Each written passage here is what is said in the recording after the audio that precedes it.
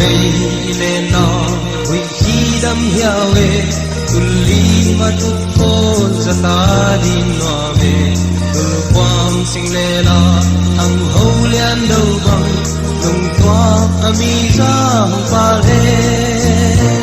gam lei pal di hai bang la le si no za tam te no ma le di wa sing si palin sil pal ze mai to gam lei palu ning mang zo no ming gal kwa vada le lu mei kai li lai lai zom za tam te den a pak sil sia lung zuan ki don the mual don mang kwa o gam lei pa li nga la me gam lei pa li hai bang nga la me si no za tam te nun ma ma le li wa sing si palin sil pa ze moi to gam lei pa lu ning mang zo no ming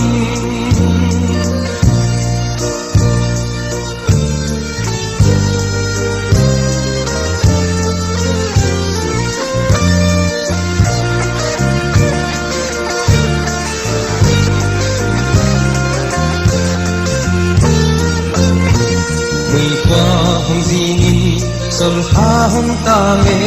wa mal tung bu ma zai lai ngai le na nwa mo pian na gam nom chi kya ka ne mal don da tan chi gam lei pal di hai bang la ve si no za tam te no ma le ni wa sing chi palin sil pa ze moi to gam lei palu ning mang zo no ming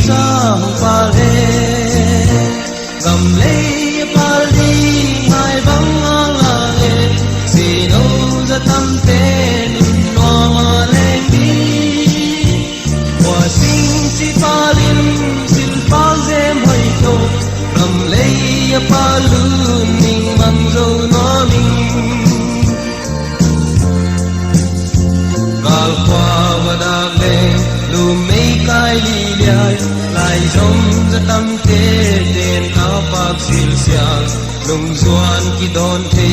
mual don mang kwa o gam lei pa li nga la me gam lei pa li hai bang nga la me si no za tam te nun ma ma le li wa sing si palin sil pa ze moi to gam lei pa lu ning mang zo no ming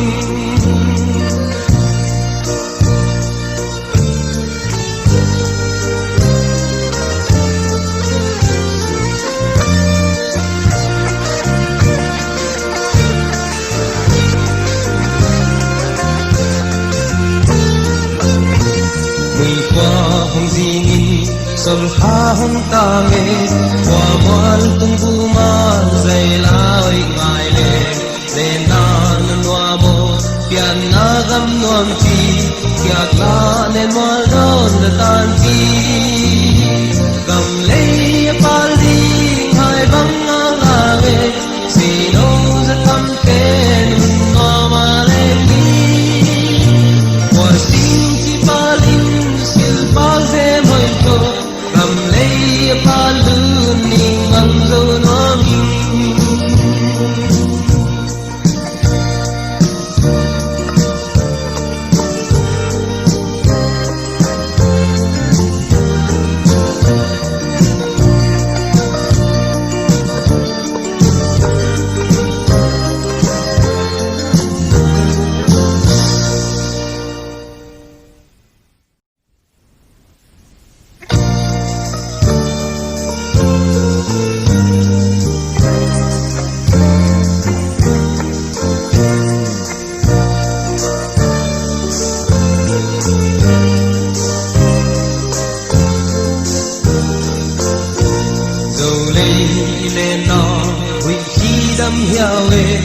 tulli matutpon sa tadin noame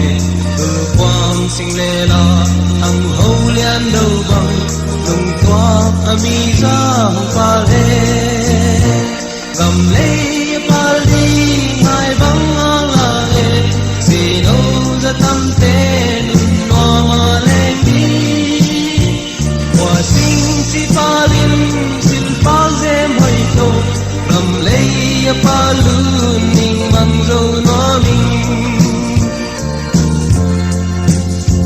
kalpa wadagle lumay kay liliay lai dom sa tamte den apak silsyang lungzuan kidon te mual don mang kwao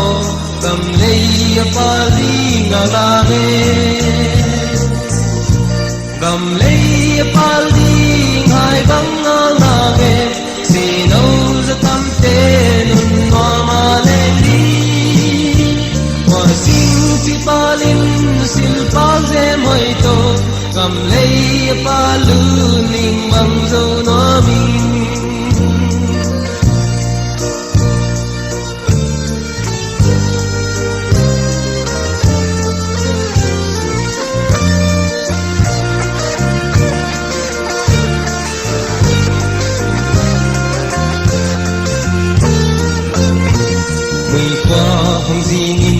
Sulhahong tangit Wawal tung bumal Zay laway ngayle